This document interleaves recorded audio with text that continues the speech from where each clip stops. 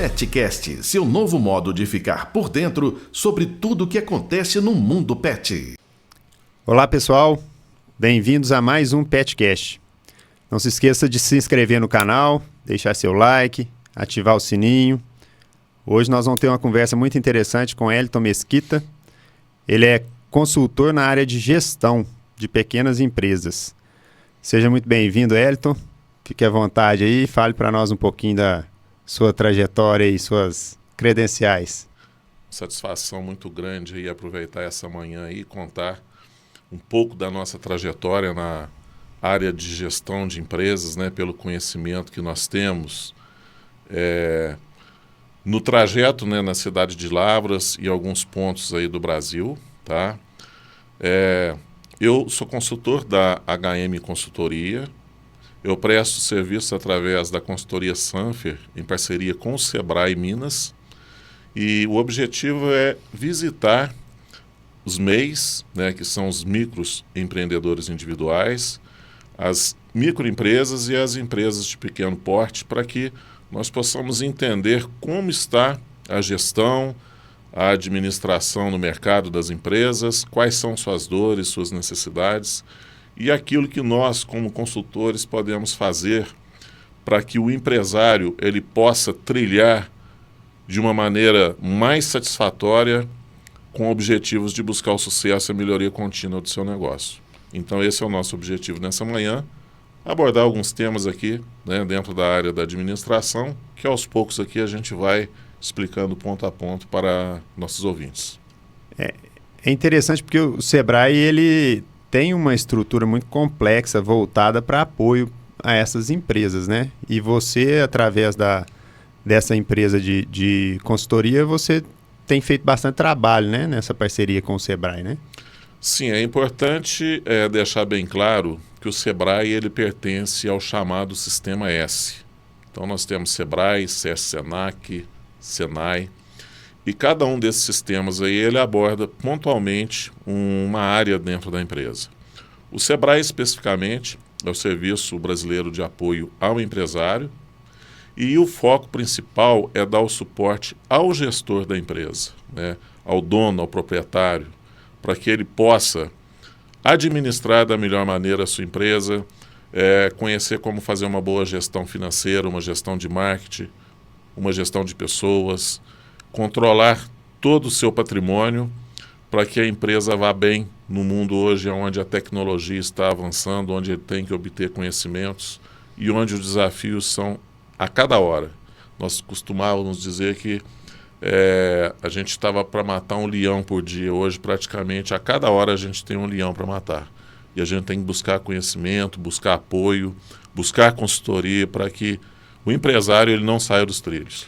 E a gente pensando aí nessas pequenas empresas, ou nesses... no caso do veterinário não pode ser MEI, né? Então a gente vai tratar aqui de micro e pequena empresa. Quais são os problemas, às vezes, que você identifica mais comuns? Você chega...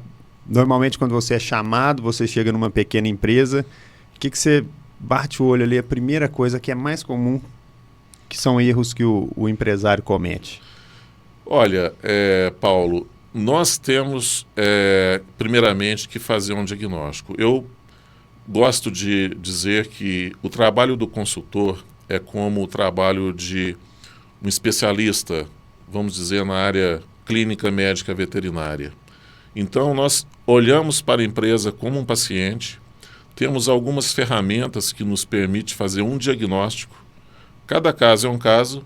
Nós temos empresas onde a mão de obra é o principal fator, que é o gargalo. Então, nós pegamos uma mão de obra que, de repente, você tem peças importantes, mas elas estão mal alocadas dentro da empresa, ou seja, pessoas certas no lugar errado, né? E aí exige que o gestor ele tenha um olhar clínico através dessas ferramentas para que ele otimize essa mão de obra, né, esses profissionais. Então, eventualmente, a gente começa um trabalho na gestão de pessoas, analisando a equipe, vendo se a equipe está um time coeso, formado, com os mesmos interesses, que tem o mesmo norte, mas a gente também, como um técnico, né, a gente verifica se tem alguém dentro dessa equipe mal posicionado.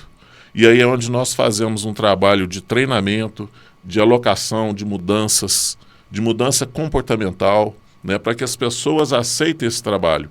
Então, de repente, não é que você tem uma equipe ruim, é que você tem uma equipe que, de repente, estão jogando em posições erradas, né?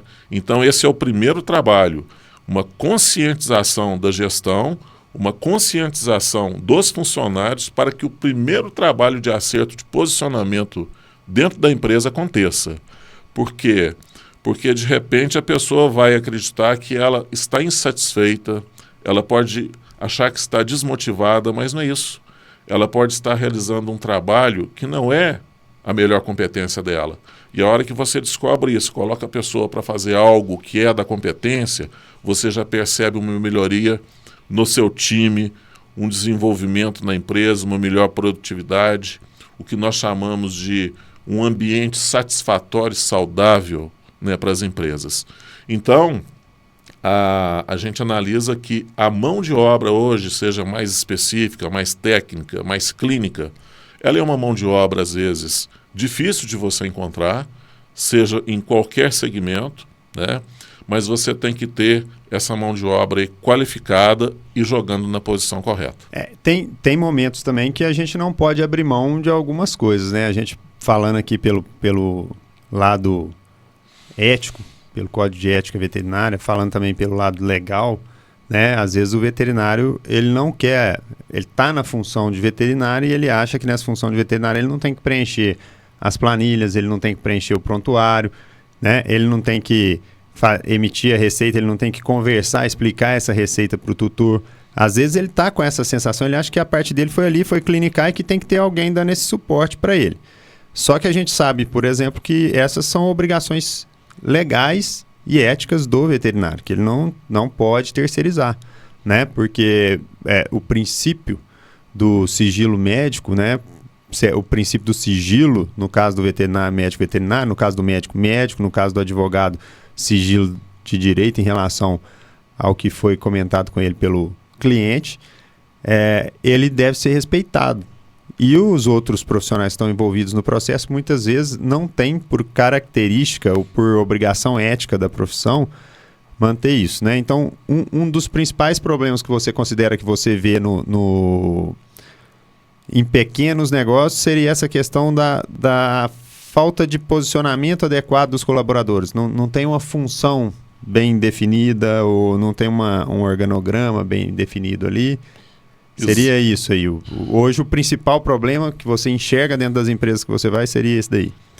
Exatamente. O que acontece? Após essa primeira análise, né, que nós temos um diagnóstico de como está a situação real da empresa, nós precisamos entender o seguinte, que como empresa ela precisa ter regras, normas, estatutos, né?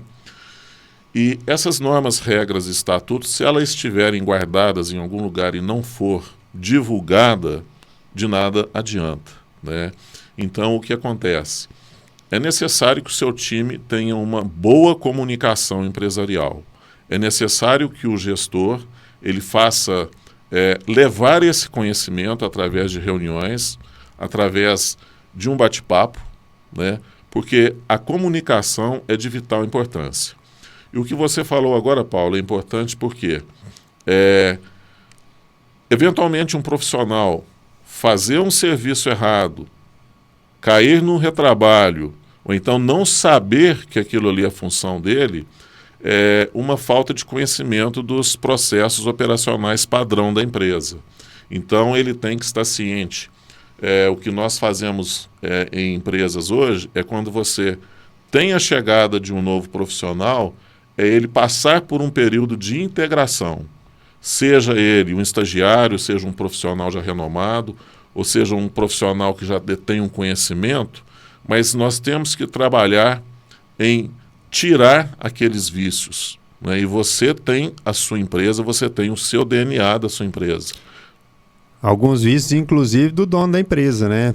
Um problema que eu vejo comumente que a gente não tratou aqui é que muitas vezes o dono da empresa mistura as finanças do trabalho com as finanças pessoais, mistura questões de trabalho com questões pessoais, e isso daí prejudica muito a empresa, né? Ele não sabe quanto que ele ganha, ele não sabe quanto que a empresa fatura, ele não sabe quanto que ele pode gastar ou quanto que ele gasta, e aí ele gasta na vida particular e acha que a empresa não está dando dinheiro, e aí ele começa a cobrar isso de uma forma um pouco mais incisiva dos colaboradores que estão ali. Às vezes os colaboradores estão, né, realmente produzindo e não tem esse resultado. Então, acho que esse é um problema que realmente é estrutural, né? Essa parte organizacional, né, o organograma da empresa, as funções de cada um, o dinheiro da empresa, isso tudo tem que ser muito bem separado, né? O que você acabou de dizer aí, né, nós temos a parte estrutural, mas nós temos uma questão que nós, dentro da administração, dentro da consultoria, nós chamamos de cultura organizacional. O que é a cultura organizacional? É o modo de pensar do dono, né? Então, eu costumo dizer, em treinamentos, em consultorias, que a empresa, ela é a cara do dono. Não tem como você tirar isso, porque o dono, ele está 24 horas para a empresa, mesmo não estando presencialmente ali. Então, por exemplo, quando eu falo em cultura organizacional, essa mistura, Paulo, ela pode ocorrer da seguinte forma: é o proprietário levar os problemas domésticos para dentro da empresa e levar para a sua residência os problemas de trabalho. E isso acaba virando um complexo muito grande. Eventualmente, ele pode ser um sócio familiar, né, onde ele debate e onde ele resolve assuntos da empresa dentro de casa, em um churrasco, em uma social, num final de semana, sem a participação efetiva da equipe. E, de repente, ele já leva essas mudanças prontas para a equipe, para dentro da empresa, e isso se mistura um pouco. Ele acaba confundindo as coisas, não compartilhando assuntos que são tratados fora da empresa com os funcionários. Ele leva as suas contas particulares, ele mistura as suas finanças, e quando ele vai fazer um fechamento, seja mensal, seja semestral, para ver como está a saúde da sua empresa, ele pode se deparar com alguns problemas, algum fluxo de caixa que não está batendo. E aí ele não olha para si. E ele vai simplesmente olhar para a empresa e começar aquela velha história: eu tenho que cortar custos. E ele começa a olhar para pessoas, né? Então, eventualmente, você acabou de dizer uma coisa muito séria. Em consultoria, em análise de cultura organizacional, né, a empresa, ela pode ter N fatores. Pode ser funcionários mal alocados, funcionários mal contratados, uma estrutura ruim. Mas o principal fator, às vezes é difícil, mas é a coragem do consultor chegar para o proprietário e botar um espelho na frente dele e falar: olha no espelho para você ver qual é o problema. É o próprio dono. Muitas vezes ele está boicotando a empresa, né? Ele está tirando dinheiro da empresa, ele está usando um dinheiro que seria para ter um caixa para a empresa trocar um equipamento, um caixa para a empresa repor um equipamento, porque tem vida útil, né? As coisas têm vida útil, as coisas têm manutenção, né? O mercado está em crescimento e cada dia ele está exigindo um pouco mais. Então eu enxergo também que muitas vezes a pessoa ela não tem uma disciplina, ela não tem ali uma postura rígida em relação a, não, isso é um negócio, isso aqui é trabalho, né? Eu costumo cobrar, às vezes, muito internamente, o seguinte: olha, se você foi trabalhar, sentou e ficou no celular jogando joguinho, você está trabalhando? Não, o joguinho é lazer, né? Exato. Se você foi trabalhar, chegou lá, sentou e ficou estudando, você está se aprimorando, você está evoluindo seu conhecimento técnico, você não está trabalhando. Agora, se você foi trabalhar, você chega lá, você atendeu seus pacientes, sobrou um tempo, você vai organizar o consultório, você vai conferir todas as validades de medicação, você fica o tempo todo disponível para a empresa, aí você realmente, de fato, está trabalhando.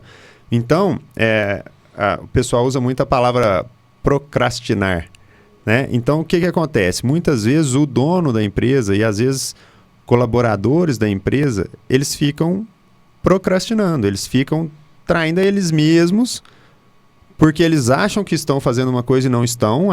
Aí a administração global daquela empresa começa a pensar que a quantidade de colaboradores está pequena, e aí vai pôr mais colaboradores para manter organizado. Mas se você não tira esse vício, se você não tira o vício de misturar as coisas, então tem que ter uma capacitação, tem que ter o estudo, tem que ter o treinamento, tem, mas ele tem o horário dele, ele tem a forma como ele deve acontecer.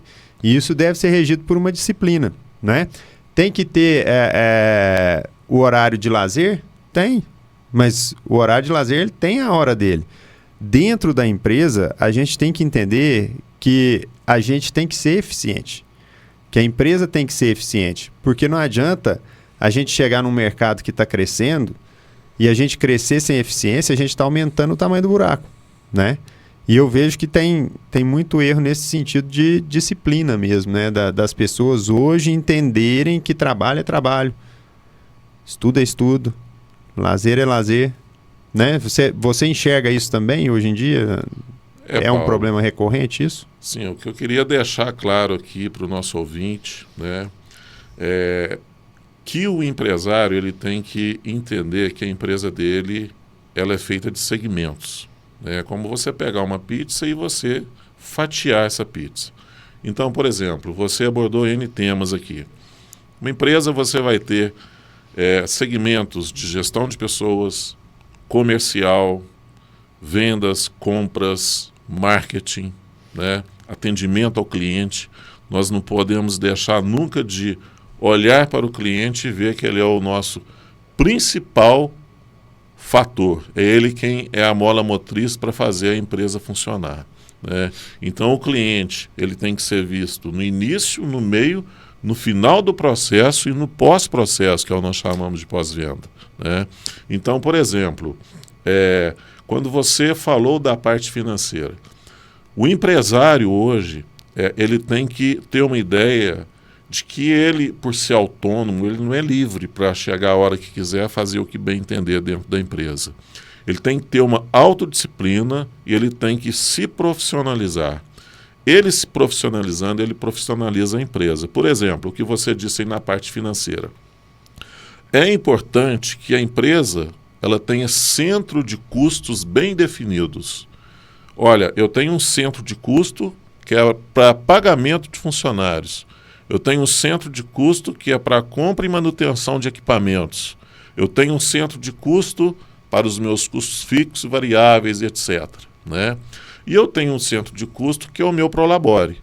Então, assim como empresário, todos nós temos que saber que nós temos um valor X mensal a receber e temos que tentar nos adequar a viver dentro daquele valor, né? Então, ou seja, se eu não posso ampliar a minha receita e fazer contas exorbitantes, eu tenho que ter um centro de custo X que fala, olha, isso aqui é o que eu preciso para tirar mensalmente, para eu não machucar, para eu não quebrar a minha empresa. Não é nem o que eu preciso, é o que a empresa pode te pagar também, né? Porque às vezes o que você precisa a empresa não pode te pagar e aí tem um conflito, né? Que muitas vezes é a razão principal de se perder no meio do caminho, né? Porque de repente acontecem imprevistos, você pode não ter uma reserva naquele momento, né? Você tem que lançar a mão de alguns artifícios, pode ser algum empréstimo, mas o que o empresário não pode fazer é o seguinte: eu vou comprar um barco, um exemplo, né? Você está precisando de um barco agora? De repente não, mas por ego, né, por status, por posicionamento, eu vou comprar e depois eu arrumo clientes aqui para poder pagar essa conta. Ou então eu corto em algum lugar aqui para poder pagar essa conta. E aí nós vamos entrar posteriormente em alguns assuntos, né, que são os pilares da administração que vão encaixar perfeitamente essas tomadas de decisões. Ele não pode tomar uma decisão sem os pilares da administração que nós vamos citar daqui a pouco. E dentro disso, né, a questão de ele se organizar dentro de planos de conta, centro de custos, né? Essa questão de organização ela é muito importante, né? Às vezes ele está comprando demais, está ficando com estoque, chega ali um fornecedor e fala, eu tenho uma promoção aqui que você vai pagar tanto. Aí o que você tem que fazer? Você tem que avaliar o giro.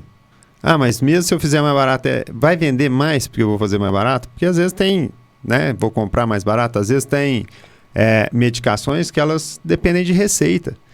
Então, independente de você comprar um volume maior ou não e colocar um preço menor, você não vai ter um aumento de receita. Quando eu falo receita, não é de dinheiro entrando, não, é de receituário, né?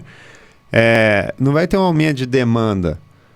E aí você cai naquela armadilha de comprar muito, sem a necessidade, você perde o controle do seu estoque, aí você fica com o estoque muito alto.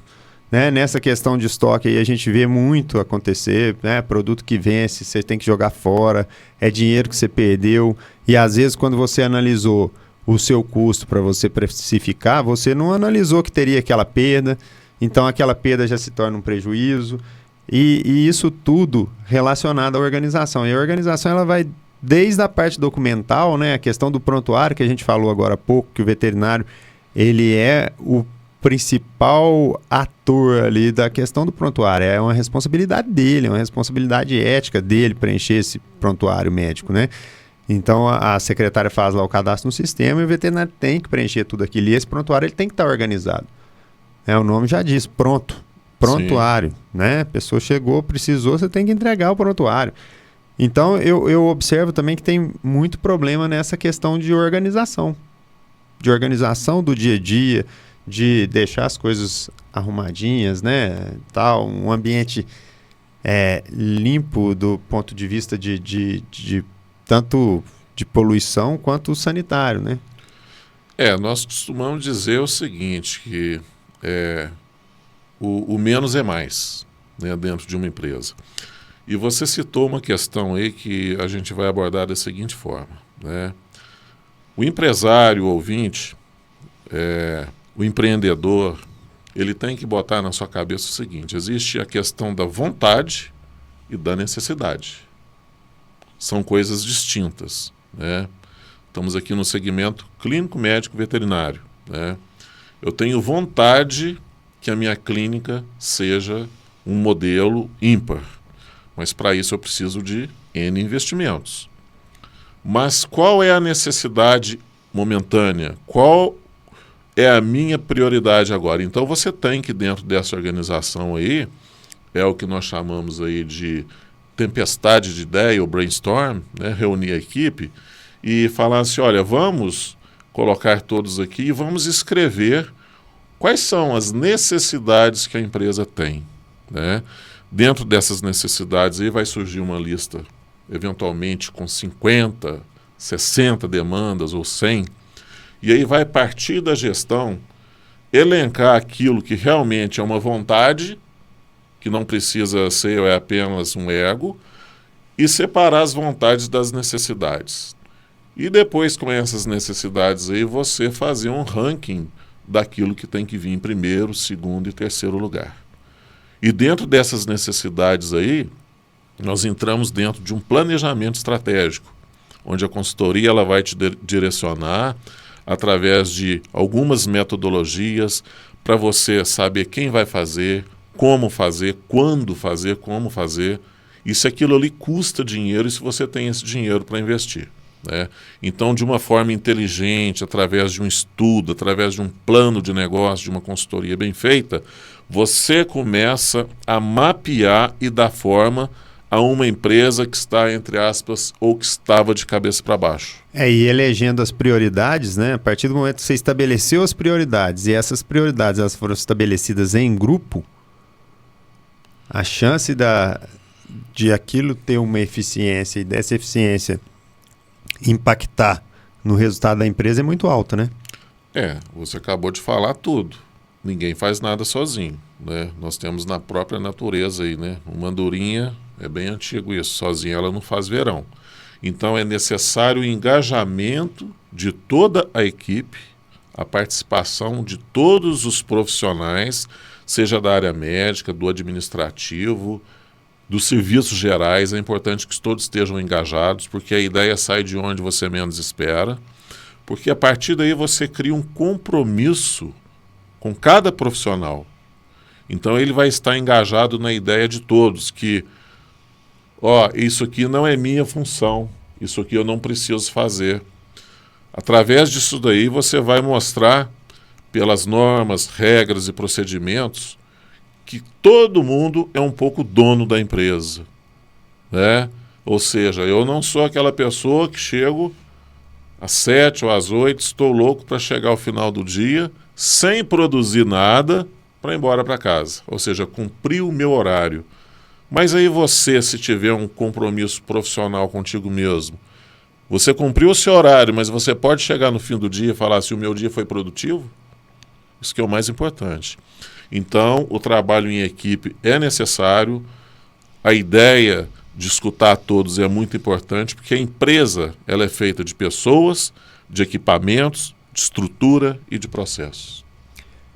E quando você começa a fazer o alinhamento e todos da empresa começam a seguir uma mesma direção, né?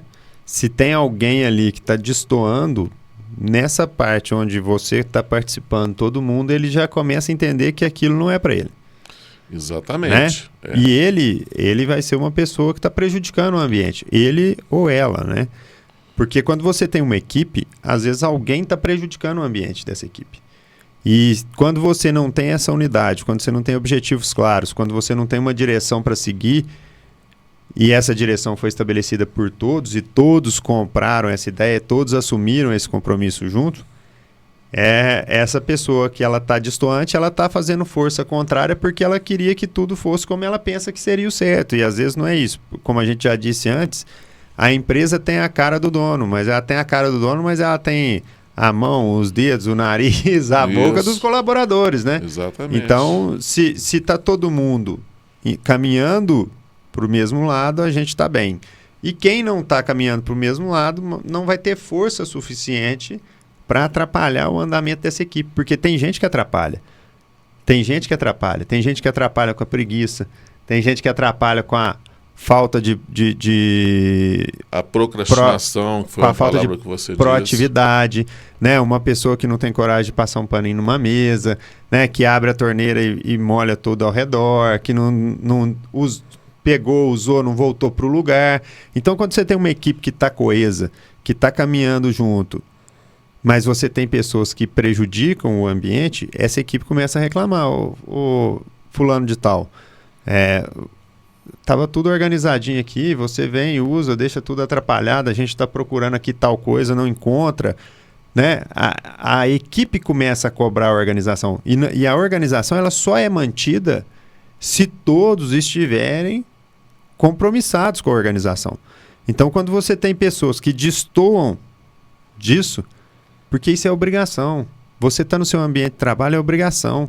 Não é? A gente vê, às vezes a pessoa levanta, não arruma a cama, fica uma semana sem arrumar a cama dela, mas isso é lá dentro da casa dela. Agora, aqui dentro do trabalho, aqui dentro da empresa, aqui dentro de uma clínica, imagina, é uma clínica veterinária, é um consultório veterinário, é um hospital veterinário, né? A gente tem que ter a consciência da necessidade da organização, porque a minha desorganização, ela pode trazer um prejuízo enorme para a empresa e para o colega. Imagina se eu vou lá, retiro um equipamento que precisa e tal, aí esse equipamento apresentou algum defeito, eu não comunico nada com ninguém. Às vezes, isso parece absurdo. Pensa, isso parece absurdo. Exatamente. Parece absurdo. Por quê? Porque a coisa estragou. Às vezes a pessoa não comenta nada com ninguém e ela imagina que tem que ter um responsável pela manutenção que vai descobrir por telepatia, só pode, né? Por telepatia. A pessoa vai ler a mente daquela outra e vai descobrir que o equipamento estragou. E aí não avisa, não fala nada, passa 10 dias, alguém vai usar esse equipamento e fala assim, gente, peguei o equipamento, tá estragado, e a gente precisava agora para uma urgência. Aí a pessoa fala, uai, mas ele tá estragado mesmo, da última vez já tá... Então, estragou comigo da última vez, aí 10, 15 dias depois você vem avisar isso. Quer dizer, isso já poderia ter sido tomado providência, já podia estar arrumado, já podia estar organizado. Então, a gente tem que entender que a comunicação, essa eficiência, organização, comunicação, isso tem que existir de uma forma muito assertiva, né? E isso é obrigação de todos. Não dá para a gente achar que a gente é só veterinário. E o veterinário, ele foi formado para ser só veterinário. Ele não recebeu na formação conhecimento de gestão, ele não recebeu na formação conhecimento de direito, ele não recebeu na formação conhecimento contábil. Ele não recebeu nada disso. Tem a matéria de administração lá, tem a matéria de economia. Tem, lá no começo do curso, uma matéria geral que não é incisiva em dizer que se não tiver gestão, você pode ser o melhor profissional. Se você não tiver gestão, você vai acabar quebrado. Né? Exato. O que eu queria deixar aqui, chamando a atenção mais uma vez dentro da sua fala, chamando o ouvinte aí do PetCast para uma reflexão, nós estamos falando aí um pouco da gestão de pessoas, né? E na gestão de pessoas, dentro do que o Paulo falou, a gente pode considerar o processo seletivo natural. Por exemplo, se você tem uma equipe de 10 pessoas, 9 estão engajadas no projeto e no propósito e na mentalidade e no profissionalismo da empresa, e um não está, os 9 estariam errados? Não. Então, se você tem o que nós costumamos dizer, uma laranja estragada ali no cesto, você tem que ter a visão crítica, clínica, né, e objetiva como gestor para trocar aquele funcionário, sim. Se ele não está agregando, se ele está trazendo informações confusas, se ele está tirando esses 9 aí dos trilhos, se ele está atrapalhando, conturbando o ambiente, se ele está deixando o cliente final insatisfeito, a decisão tem que ser rápida e ela tem que ser pensada pelo bem comum da maioria da empresa. Então isso é muito importante. É necessário treinamento, qualificação, comunicação empresarial, que foi o que você disse, né? Mas se a pessoa estiver descompromissada, se ela não estiver engajada, não adianta você fazer nada, que ela não vai fazer a sua empresa andar para frente. Essa é a verdade. Se ela tem preguiça, né? Se ela procrastina, se ela não segue o padrão, aquilo não... Uma coisa é ela tentar seguir o padrão e você vê que ela realmente não consegue por limitação técnica, por limitação Sim. física, por qualquer tipo de limitação, né? Sim. Aí você vai treinar, você vai realocar, você vai dar uma oportunidade, você vai tentar encontrar uma função que ela vai ficar bem, né? Isso. Agora, quando ela realmente é uma questão... a palavra é pesada, mas é uma questão de caráter. Sim. Né? A pessoa não tem um caráter. Ela sabe que ela está fazendo errado, ela Sim. vê que ela está fazendo errado, mas ela não se move. Ela não empenha, ela não põe energia, ela não põe dedicação, ela é omissa. Se aquela pessoa não tem compromisso, você não vai conseguir compromissar essa pessoa por nada. Em se tratando de uma clínica médica veterinária, o que acontece? Qual é o fator principal? É cuidar de vidas.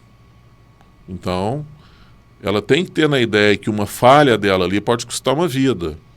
E por trás dessa vida, você tem um tutor que é um cliente, né? Então, você tem que estar atento ao produto ou serviço final que é da sua responsabilidade. Então, nessa parte aí, o que acontece? Se você já pega uma equipe com problema, você tem que detectar quem não está legal ali, quem não está jogando no mesmo time. Mas eu já chamo a atenção para quando você for prospectar um novo profissional, você já tenha cuidados, você já tenha uma análise antes para que ele já não entre te dando problema. Você passa ele por um crivo, por um filtro, você faz um período de teste, você acompanha ele por meio de avaliações, né, que nós chamamos de indicadores, avaliações de performance, de cumprimento de horário, de prazos, de absenteísmo, que nós chamamos dentro do RH, ele está faltando muito, né? Então, a turnover, a empresa que tem uma alta rotatividade de funcionários, alguma coisa está errada lá dentro. Mas se a empresa é coesa, o time está lá há 5, 10 anos, você pode ter uma referência de uma profissional que está lá há 10 anos, é uma empresa boa para se trabalhar. Mas quando você entra numa empresa E você vê ali com profissionais, a maioria deles, eu estou aqui há um mês, há uma semana, 30 dias, há 60 dias, né? Todo mundo rotativo ali. Será que o problema são os funcionários? Aí você tem que detectar o que está acontecendo. Isso, principalmente na veterinária, isso cria um problema de identidade muito grande. E os veterinários, às vezes, a gente acaba formando e eles têm muita pressa, né, de se instalar no mercado e de ganhar dinheiro, né?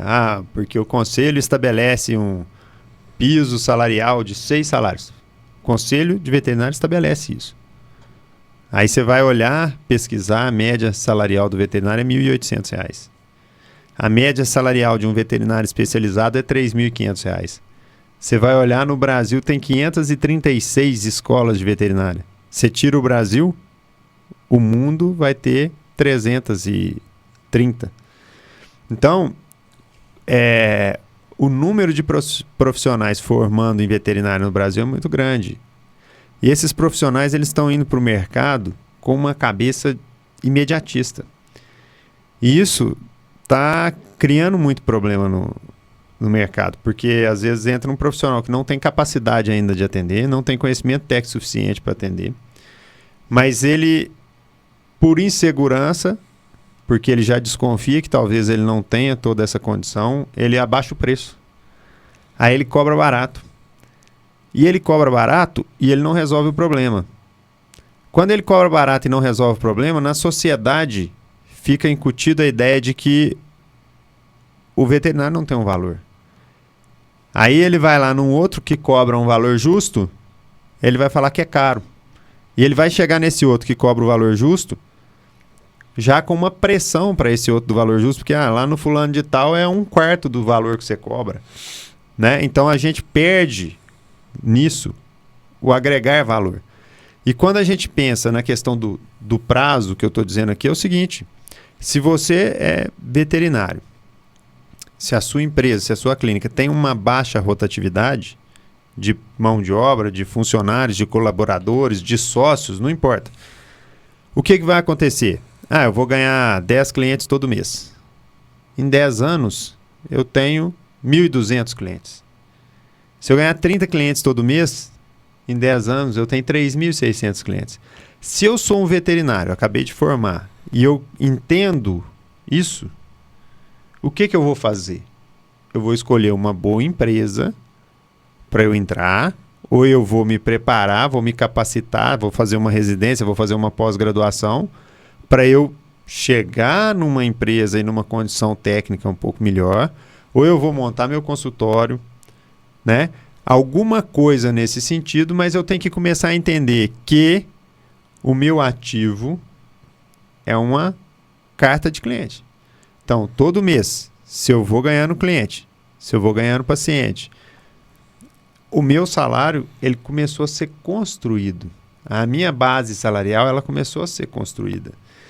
E a relação médico-paciente, no caso da veterinária, relação médico-tutor, ela é uma relação de confiança. Então, se eu conseguir conquistar esse cliente, fidelizar esse cliente, e se esse cliente hoje confia em mim, ele vai ser meu cliente para o resto da vida. Sim. Então, quanto mais eu tenho um posicionamento no mercado e quanto mais quieto, no sentido de não ficar pulando de galho em galho, quanto mais quieto eu fico, melhor são as chances de daqui a 5, 6, 8, 10 anos eu estar numa situação de conforto financeiro.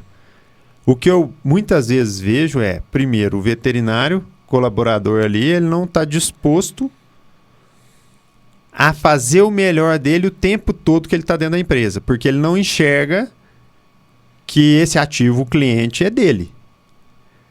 Porque se eu sou veterinário, estou dentro da empresa, a empresa é sua, mas eu estou aqui dedicado, cuidando, tratando bem todos os clientes, cuidando do paciente, exerço uma qualidade de trabalho técnica muito boa, o cliente ele vai comigo, ele está comigo, ele não vai querer ir em outro veterinário mesmo dentro da sua clínica. E esse cliente é meu. Amanhã, daqui 5 anos, 6 anos, eu resolvo sair e montar meu consultório. Boa parte dos meus clientes, eles vão comigo, mas eu vou perder uma parcela também. Sim. Porque uma parcela está associando o meu conhecimento técnico com a estrutura toda que está englobada ali. E o que eu penso? Eu penso que isso não tem viabilidade econômica. A não ser que a remuneração ali seja realmente não seja compatível com o trabalho que eu estou desempenhando. E essa questão da remuneração, ela é uma questão muito complexa, porque como o veterinário não entende gestão, como o veterinário não entende precificação, às vezes o veterinário está trabalhando dentro daquela empresa, mas ele não tem noção dos custos que estão envolvidos naquele processo. Por exemplo, o veterinário é um prestador de serviço. Ele pode chegar dentro do Simples, ele pode chegar a pagar 21% Sim. de imposto sobre serviço. Pode chegar a pagar 12%, 13%? Pode, vai depender do faturamento, né? Mas ele pode chegar a pagar 21%. Fora a questão do imposto, tem a questão de taxas de máquina de cartão, tem questão de um percentual que acaba ocorrendo de inadimplência, tem a questão de produtos que venceram e perderam no estoque, tem a questão de secretária, de faxineira, de aluguel, de produtos de uso e consumo. Então, são muitas coisas envolvidas. Aí a pessoa chega lá, olha e fala assim, ah, não, mas ele está ficando com a maior parte do dinheiro, ele está ficando com 40% do dinheiro, ele está ficando com 50% do dinheiro. Quem está ficando? Porque uma parte já foi para o imposto, outra parte já foi para a taxa de máquina de cartão. Tem que pagar a secretária que está fazendo e ajudando todo mundo que está dentro da empresa. Tem que pagar a faxineira que está mantendo o ambiente limpo. Tem que pagar produto de limpeza, quer dizer, quem ficou com isso não foi a empresa. A empresa não ficou, ela só organizou, a empresa ela só pegou aquele dinheiro e organizou toda aquela estrutura para aquilo ser uma estrutura eficiente. Então, eu acho que o veterinário ele precisa de ajudar a gestão. Ele precisa de colaborar com a gestão e ele precisa de se colocar num papel de ator principal. Buscar conhecimento, melhorar seu conhecimento de gestão. A empresa pode possibilitar isso? Ela pode possibilitar isso. É obrigatório a empresa possibilitar isso? É obrigatório a empresa oferecer isso? Não, não é obrigatório. Mas como veterinário, você deveria buscar esse nível de conhecimento para você ajudar a sua empresa. A empresa que você está trabalhando como colaborador e que se você realmente for bom tecnicamente e você permanecer ali e você entender disso tudo, muito provavelmente você vai chegar numa condição de conforto financeiro daqui a pouco. 2, 3, 4, 5 anos. O que são 10 anos hoje? A gente tem expectativa de vida de quase 90 anos hoje, né? Então, você ficou ali durante 25 anos estudando e sai com esse imediatismo de que em 10 anos você quer ter conforto financeiro, né? Você quer estar rico já, você quer estar... Ninguém vai ficar rico em 10 anos, né? Isso é uma ilusão. Só se ganhar na loteria, só se acertar a mão lá naquelas... Mega Sena, não, né? Hoje tem aquelas questões de venda online, funcionamento e tal, mas se fosse... né? Mas se fosse fácil, estava todo mundo rico, tinha ninguém trabalhando mais não, né? Então, o que nós podemos sintetizar dentro da sua fala, Paulo? Nós temos aqui uma parte comercial, que é importante a gente salientar dentro desse segmento. Nós temos a parte de formação do profissional. O veterinário acabou de se formar, então ele acha que ele é o cara. O administrador, o advogado e outros profissionais saiu da faculdade, agora eu sou o cara, mas não. Ele está finalizando um processo acadêmico e ele vai cair na real após a formatura, né? Então ele tem a base curricular dele de uma forma generalizada naquilo que ele se formou. Depois ele vai ver que ele vai precisar, dentro desse mercado exigente, de uma especialização. Senão ele não anda, senão ele fica fazendo arroz com feijão dentro daquilo que ele se formou. E aí você fala de remuneração X, Y, Z para cada um. Nós temos que pensar em remuneração como precificação em valor. O que é precificação? É eu determinar o meu serviço ou produto com valor X, mas eu saber que eu tenho um custo para eu poder arcar para que eu consiga vender aquele produto ali, né? Então, meu preço ele é baseado e ele é ditado por algumas situações. Primeiro, pelo mercado, pela concorrência. E pelos custos que eu tenho para oferecer ele. Tirando esses custos, eu tenho que ter margem. E essa margem é o que vai fazer a sobrevivência da minha empresa. Então, isso é a precificação. O valor é outra coisa.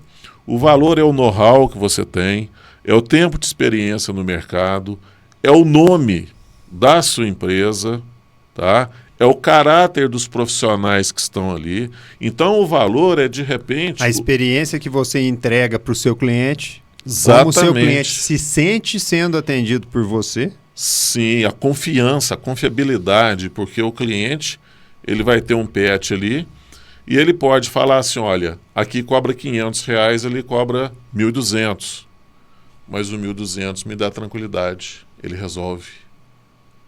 Ele me dá uma assistência que o outro não dá.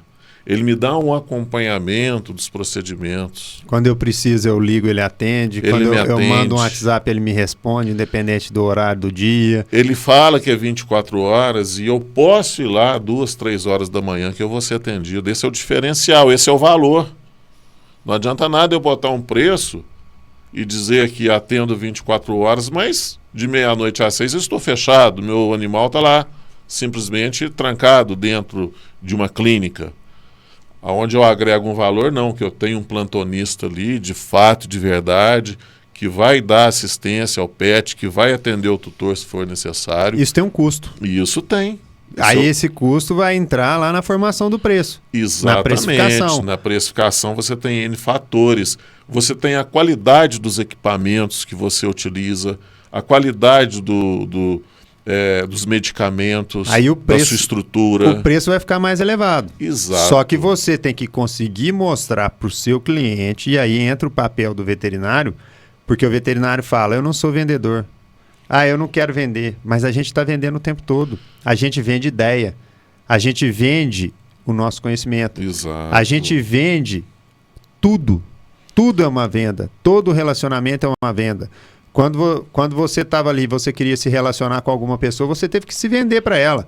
Não se vender pelo dinheiro, mas você teve que mostrar para ela que você era merecedor dela e fazer com que aquela pessoa olhasse para você de uma forma diferente para se criar ali um relacionamento.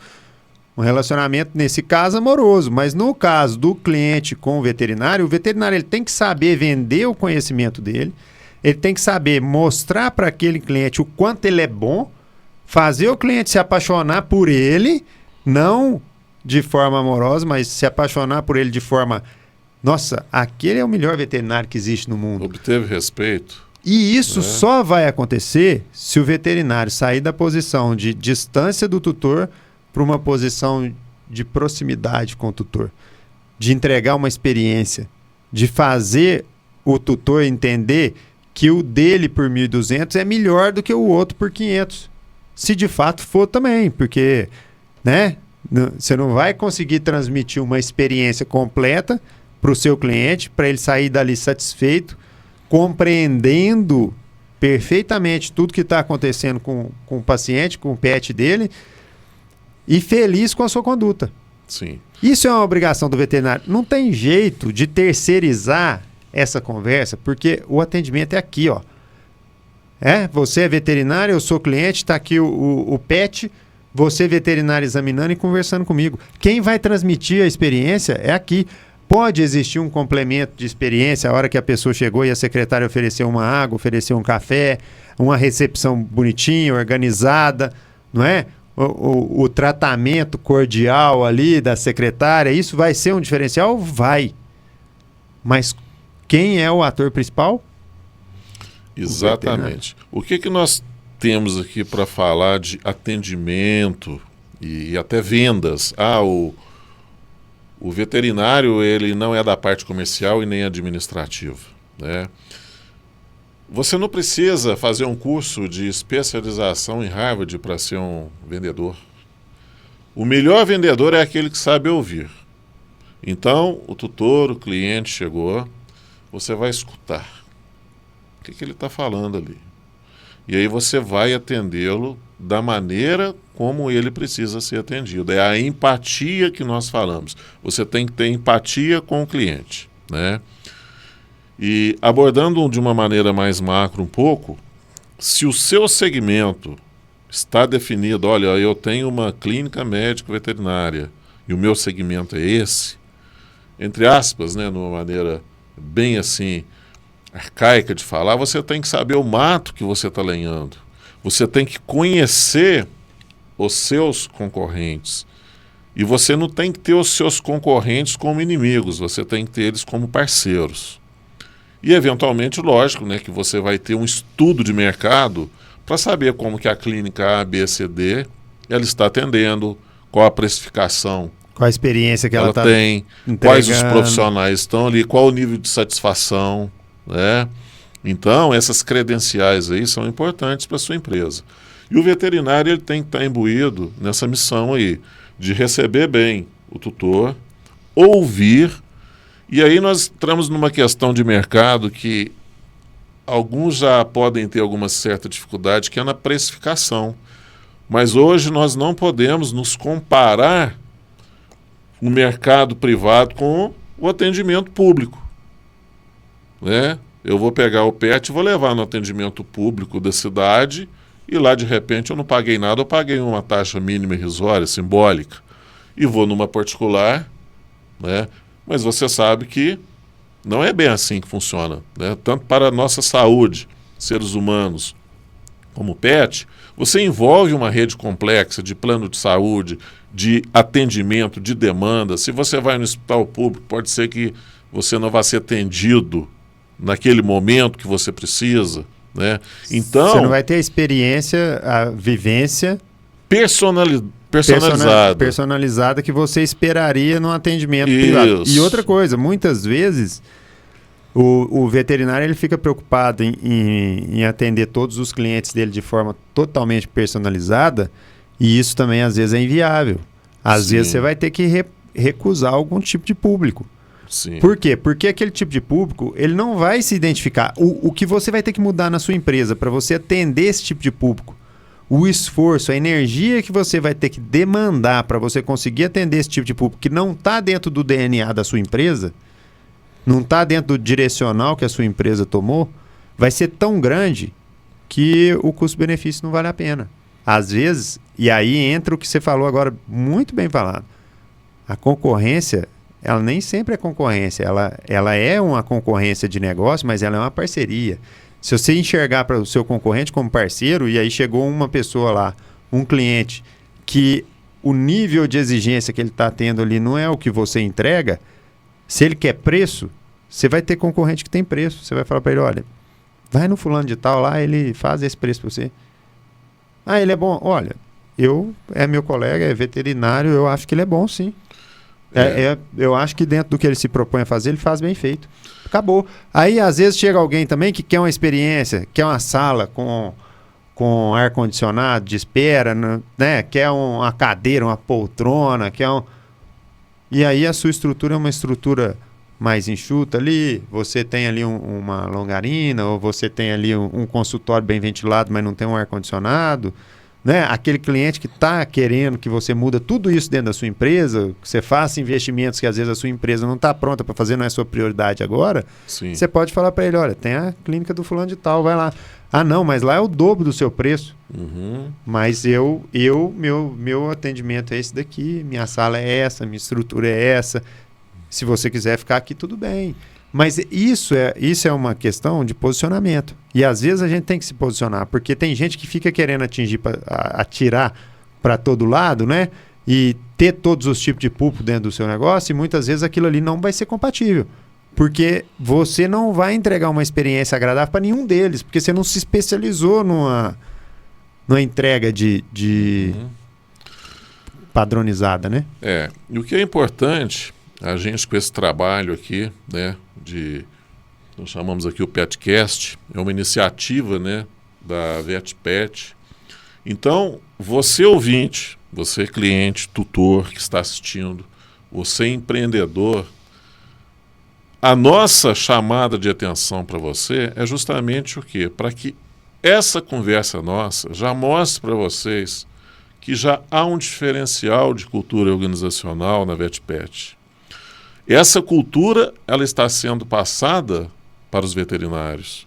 Então, se é uma empresa que já definiu o seu modelo de negócio, é uma empresa que já tem uma unidade na cidade de Lavras, abriu uma unidade em São João del Rei, tem uma unidade em Divinópolis, então é porque a fórmula já foi bem aplicada. E o que nós estamos fazendo agora? Não nos acomodando. Então a VetPet está o quê? Revendo e melhorando seus processos para que os clientes sejam cada vez mais bem atendidos e satisfeitos com os serviços que são prestados. Na verdade, a VetPet hoje, ela se posiciona no mercado buscando parceria.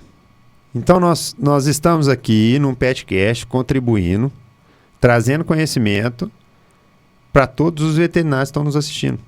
Exato. Pode ser o meu concorrente. Sim, esse mas é o eu não objetivo. enxergo ele como concorrente. Ele é meu parceiro.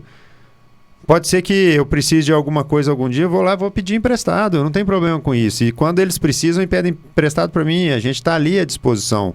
Eu quero que ele faça um atendimento de qualidade. Eu quero que ele se posicione no mercado cobrando um valor bacana, prestando um serviço de qualidade e cobrando um valor que seja justo por esse serviço de qualidade. Não é? Então, esse posicionamento, quando todos os veterinários começam a entender que a gente tem que entregar uma experiência positiva, que a gente tem que entregar um trabalho com valor agregado, né? E que o cliente enxergue esse valor agregado, a gente começa a entregar um resultado melhor para o cliente. Esse cliente começa a avaliar o veterinário global, né? Qualquer veterinário, como um profissional bom de serviço, como um profissional que vale a pena você pagar por ele, vale a pena o investimento, porque esse investimento vai retornar em qualidade de vida para o pet, e a gente muda a roda. Hoje está rodando para trás, e aí a gente vai começar a rodar para frente. E quando a gente começar a rodar para frente, a gente vai enxergar que a experiência ela vai ser muito melhor para todos os veterinários. Todos.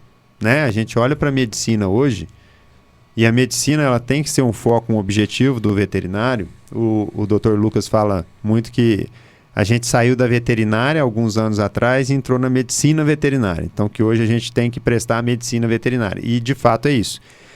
Só que a gente também precisa ser valorizado, igual um médico é valorizado. Por que o médico é valorizado? Porque as pessoas têm gratidão pelo que ele faz. Porque a pessoa está sentindo dor, ela vai no médico e o médico resolve aquela dor dela.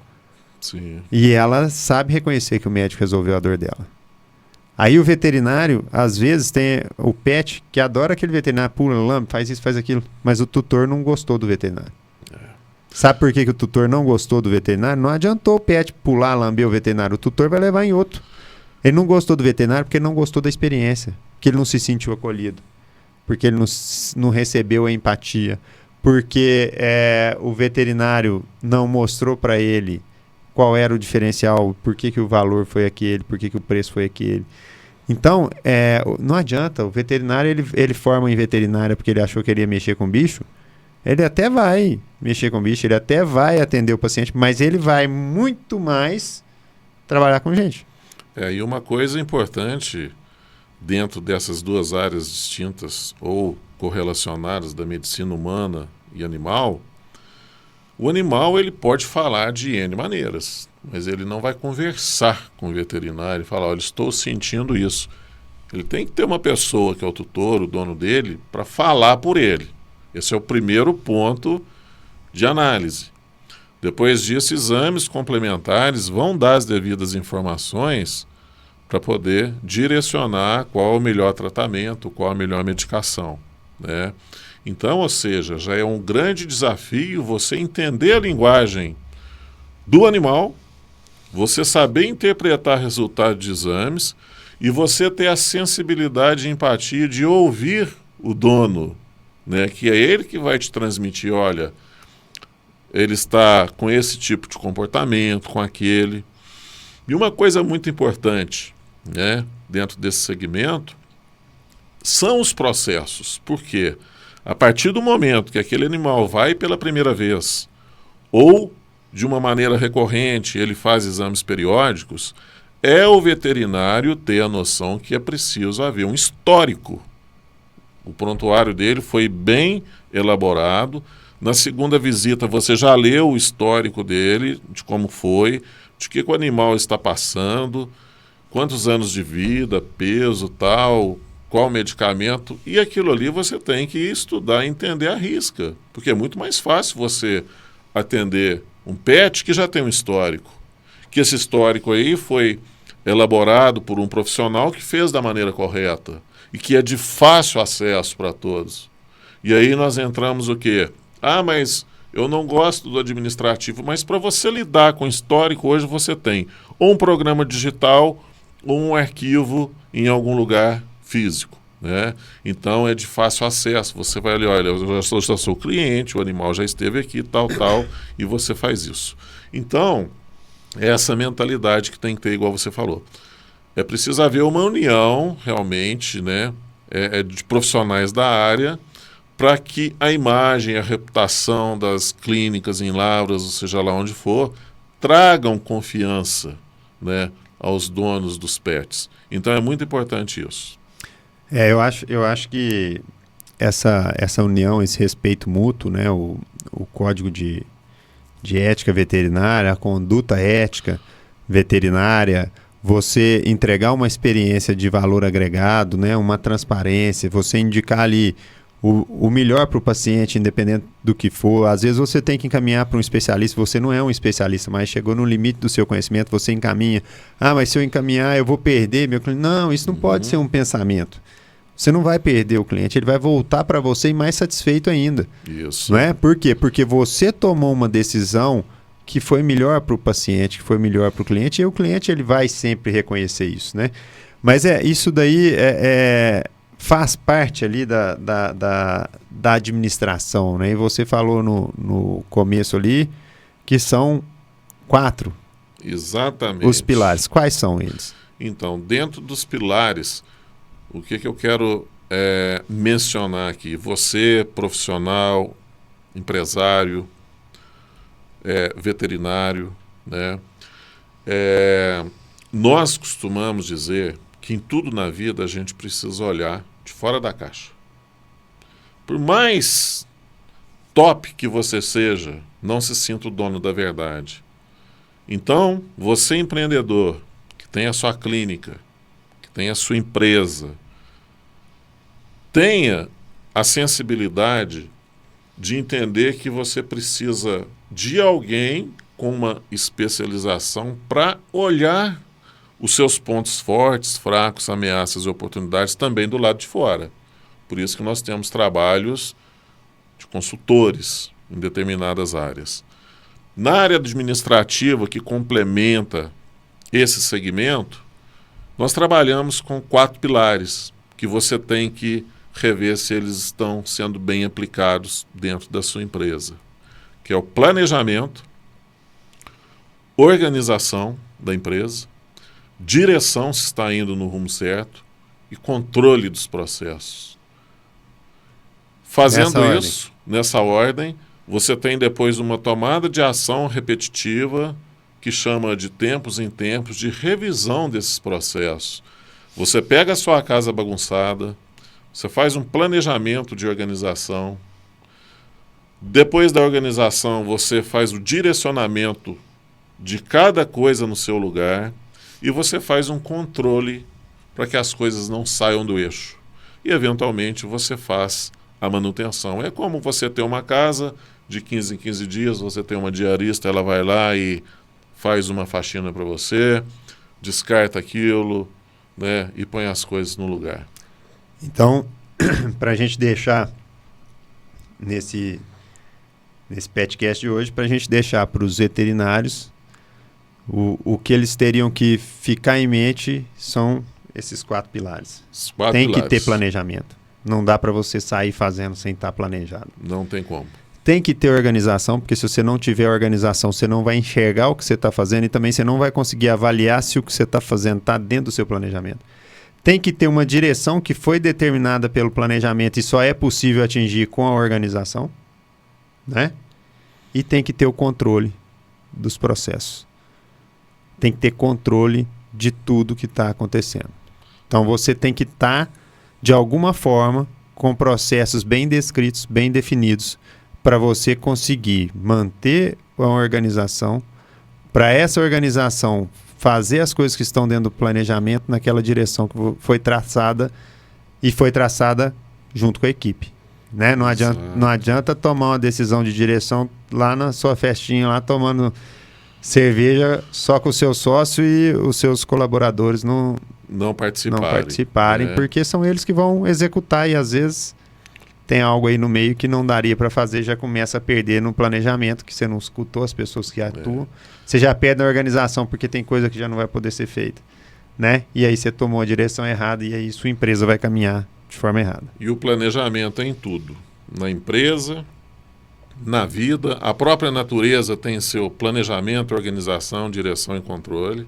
Enquanto falamos aqui, estamos numa nave espacial chamada Terra, né? Dentro de um sistema solar que, se não houvesse um planejamento, uma direção, um controle, né? A gente não estaria como estáticos, mas viajando. Então, ou seja, tem que ter uma arquitetura por trás disso, uma engenharia, uma consultoria, nesses 4 pilares aí que são muito importantes. Bom, nós vamos encerrar aqui o PetCast, mas nós vamos falar individualmente, não tão individualmente, mas nós vamos falar separadamente de planejamento, organização e direção e de controle, né, dos processos em outros PetCasts que nós vamos gravar, né? Exatamente. Para contribuir, para trazer essa informação para vocês, veterinários.